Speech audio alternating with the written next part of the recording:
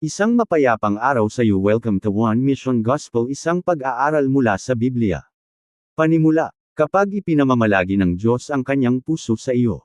At humanap ako sa kanila ng isang lalaking makapagtatayo ng bakod at tatayo sa siwang sa harap ko para sa lupain. Ezekiel Kapitulo 22 Versikulo 30. Ano ang pasanin ng Panginoon? Ang pariralang, pasanin ng Panginoon, ay makikita sa buong kasulatan at may malalim na espiritual na kahulugan. Sa lumang tipan, madalas gamitin ng mga propeta ang salitang, pasanin, upang ilarawan ang isang mensahe, paghahayag, o malasakit ng Diyos na ipinapasaniya sa kanila. Hindi lamang ito impormasyong tinatanggap ng isip, ito ay isang bagay na lubos na tumatatak sa puso. Ang paeneng mula sa Diyos ay hindi karaniwang damdamin. Hindi ito panandaliang pananabik. Hindi ito basta pagkahabag ng tao lamang. Ito ay ang malasakit ng langit na nananahan sa puso ng tao. Ang pasanin ng Panginoon ang nagtutulak sa mga propeta na magsalita, sa mga pinuno na kumilos, at sa mga lingkod ng Diyos na sumunod, kahit na ang pagsunod ay nangangailangan ng sakripisyo. Ganito ang inilarawan ni Jeremias sa kanyang karanasan. Sinabi ko, hindi ko na siya babanggitin pa, at hindi na magsasalita sa kanyang pangalan. Ngunit ang kanyang salita ay nasa aking puso na parang nag-aalab na apoy na nakulong sa aking mga buto. Jeremias Kapitulo 20 Versikulo 9. Sinubukan ni Jeremias na manahimik dahil naging mahirap ang kanyang paglilingkod at tumindi ang pagsalungat sa kanya. Ngunit ang pasanin ng Diyos ay hindi maaaring manatiling nakakulong sa kanya. Ito ay nag-aalab. Ito ay gumagalaw sa kanya. Ito ay humihiling na maipahayag. Sa katulad na paraan, ang pasanin ng Diyos sa kasalukuyan ay hindi lamang inilaan upang pukawin ang damdamin. Ang pasanin ng Diyos ay tumatawag sa mga mananampalataya upang makibahagi sa kanyang layunin. Ang pasanin ng Panginoon ay ang nais ng langit na inilalagay sa puso ng tao. Ito ay ang pagpayag ng Diyos na maramdaman ng tao ang kanyang nararamdaman. Upang makita ang kanyang nakikita. Upang ibigin ang kanyang iniibig. Upang mahabag sa mga bagay na mahalaga sa kanya. Ang paeneng ito ay hindi umiiral upang pahirapan o pigain ang mga mananampalataya. Sa halip, ito ay ibinibigay upang gisingin sila sa kanilang tunay na layunin. Pag-unawa sa malasakit ng langit para sa sangkatauhan. Sa buong kasulatan, isang katotohanan ang hindi may kakaila. Lubos na nagmamalasakit ang Diyos sa mga tao. Mula sa simula ng paglikha hanggang sa mga huling bahagi ng kasulatan, walang tigil na ipinapakita ng Diyos ang kanyang pagmamahal sa sangkatauhan. Matapos magkasala sina Adan at Eva, hinanap sila ng Diyos at tinanong, Adan, nasaan ka? Genesis Kapitulo 3 Versikulo 9. Hindi nagtanong ang Diyos dahil wala siyang alam. Sa halip, siya ang nagpasimula ng daan tungo sa pagbabalik ng relasyon. Kahit na ang tao ay tumalikod sa kanya, ang puso ng Diyos ay nanatiling nakatuon sa mga tao. Sa buong panahon ng lumang tipan, hinanap ng Diyos ang mga bansa sa pamamagitan ng mga propeta. Nagbabala siya bago pa man dumating ang paghuhukom. Tinawag niya ang mga tao upang bumalik sa kanya sa pamamagitan ng awa. Walang humpay na inanyayahan ng Diyos ang sangkatauhan na makipag-ugnayan sa kanya. Pagdating naman sa bagong tipan, ang malasakit ng Diyos ay naging ganap na nakikita sa pamamagitan ni Hesus Kristo. Hindi lamang itinuro ni Jesus ang tungkol sa pag-ibig. Ipinakita niya ito sa pamamagitan ng kanyang gawa. Hinawakan niya ang mga may ketong. Tinanggap niya ang mga bata. Pinatawad niya ang mga makasalanan. Binigyan niya ng bagong pag-asa ang mga itinakwil ng lipunan. Naluha siya para sa mga lungsod na tumanggi sa kanya.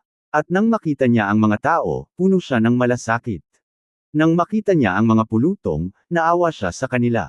Mateo 36 minuto pasado alas 9. Pansinin ng mabuti. Hindi lamang nakita ni Jesus ang maraming tao. Nakita niya ang kanilang kaluluwa. Nakita niya ang kanilang pagkasira. Nakita niya ang kanilang espiritual na pagkagutom. Nakita niya ang mga taong naghahanap ng landas ngunit walang gabay. Ito ang nagpapakita ng tunay na malasakit ng langit. Nakikita ng Diyos ang higit pa sa panlabas na anyo. Nakikita niya ang katotohanang walang hanggan. Nakikita niya ang sakit na itinatago sa likod ng ngiti. Nakikita niya ang pangungulila sa kabila ng tagumpay. Nakikita niya ang takot sa likod ng pagiging tiwala sa sarili. Nakikita niya ang kaluluwa ng bawat tao. Ang pasanin ng Panginoon ay nagsisimula kapag natutunan ng mga mananampalataya na tingnan ang mga tao sa paraang nakikita sila ng Diyos. Ang layunin ng Diyos at ang ating pakikibahagi.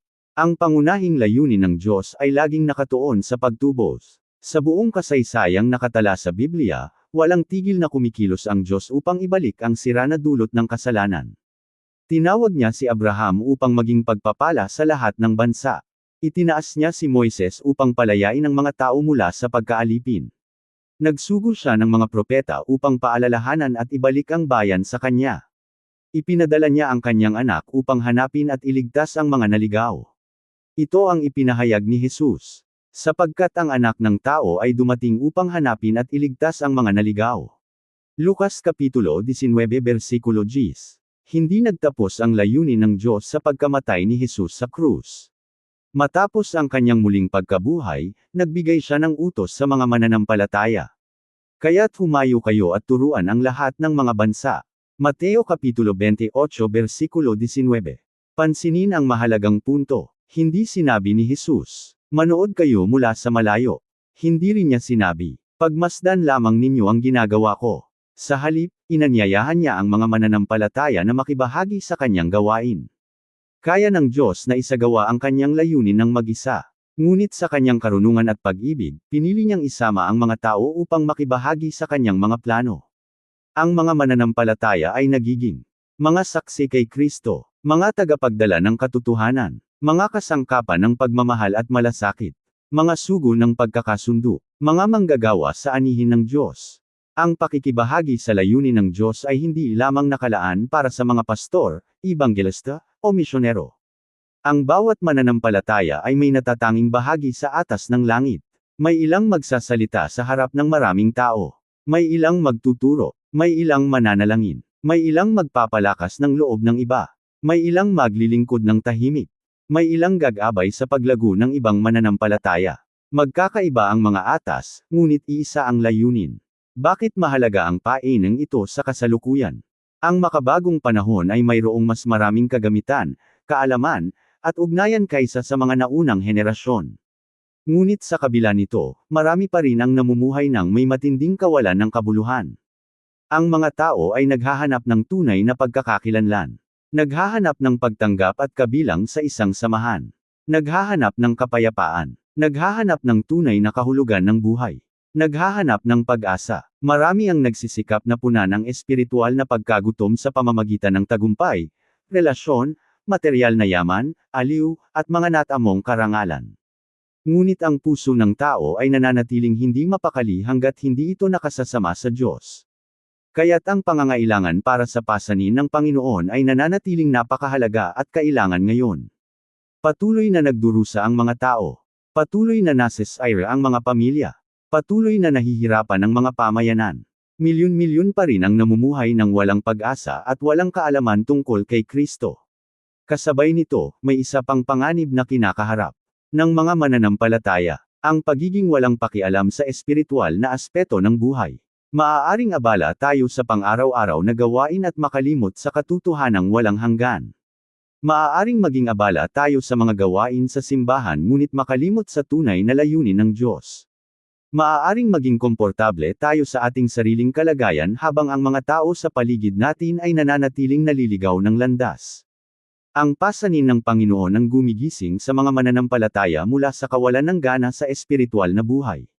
Ito ang nagpapaalala sa kanila na ang buhay na walang hanggan ay tunay.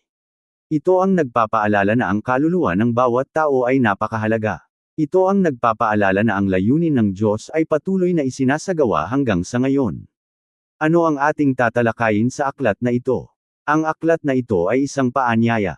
Hindi lamang paanyaya upang magbasa ng impormasyon. Hindi lamang paanyaya upang makakuha ng karagdagang kaalaman.